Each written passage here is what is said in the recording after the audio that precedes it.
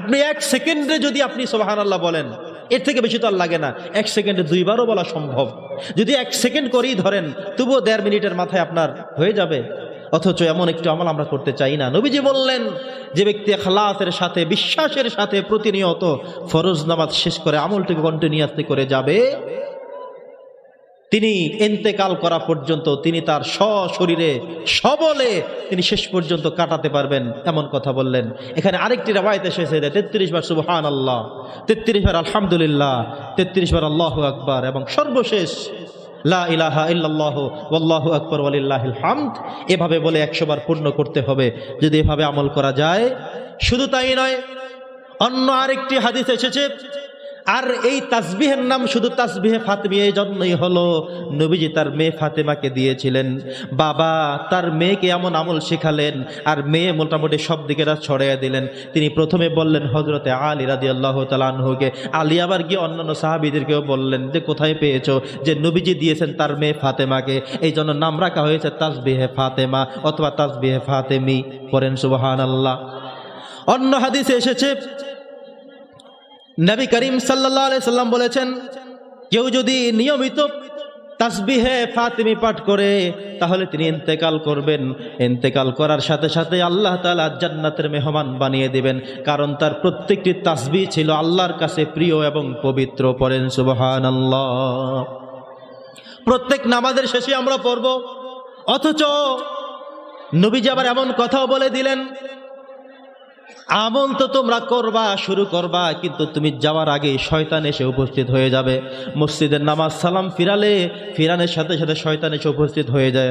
কদ জাআনি আশ-শাইতান, কদ শয়তান সাথে সাথে চলে আসে, এসে ছাত্রকে মনে করায় দেয় তোমার তো পড়া আছে চলে যাও, শিক্ষককে মনে করায় দেয় তোমার তো প্রাইভেট আছে তাড়াতাড়ি বের হও, দোকানদারকে মনে করায় দেয় সম্ভবত কাস্টমার দোকানের সামনে দাঁড়িয়ে আছে তাড়াতাড়ি বের হয়ে যাও, একজন কাস্টমারকে মনে করিয়ে দেয় দেরি হলে কিন্তু ভালো লাউগুলো বাজার থেকে চলে যাবে, ভালো শাকগুলো মানুষ নিয়ে যাবে, শেষে গেলে তরকারিগুলো পুরান পেতে হবে, বড় মাছ মানুষ কিনে নিয়ে যাবে, তাড়াতাড়ি যাও। এক একজনকে এক একটা মনে করিয়ে দিবে। ফলে শয়তান লাগা থাকে আমাদের পিছনে। যতই আপনি আমি সিদ্ধান্ত করি আজকে থেকে আমল করব, কিন্তু শয়তান লাগা আছে আমাদের পিছনে। শয়তান কখনোই চায় না আমরা জান্নাতে যেতে পারি, শয়তান কখনোই চায় না আমরা কল্যাণের কাজ করতে পারি। এজন্য আমাদেরকে নিতে হবে শক্ত সিদ্ধান্ত। কি নিতে হবে? শক্ত সিদ্ধান্ত নিতে হবে। পারা যাবে ইনশাআল্লাহ। প্রত্যেক নামাজের শেষে আমরা 33 বার সুবহানাল্লাহ, 33 বার আলহামদুলিল্লাহ এবং 34 বার আল্লাহু আকবার পড়ব। এটা যদি পড়া যায়, ইন্তেকাল করা পর্যন্ত আল্লাহ তাআলা আমাদেরকে সমহিমায় উজ্জীবিত করে আমাদেরকে রাখবেন।